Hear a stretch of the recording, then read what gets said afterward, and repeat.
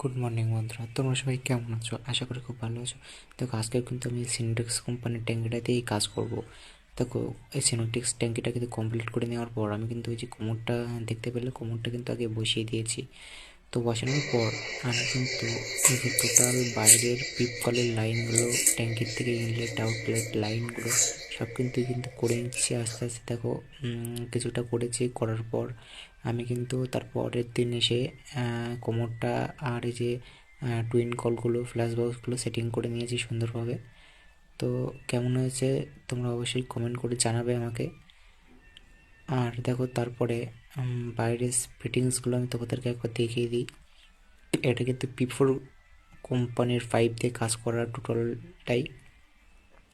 তো দেখো, বাইরের সাইডে করতে করতে 4 ইঞ্চিতে আউটলেট লাইনটাও ঢেলে দিয়েছি। ঢালার পর দেখো, আমি টোটাল ফিটিংসগুলো করে নিয়েছি। বিপ কলের লাইন, শাওয়ারের লাইন, ট্যাঙ্কির আউটলেট লাইন, ইনলেট লাইন টোটালটাই কিন্তু আমি কমপ্লিট করে নিয়েছি।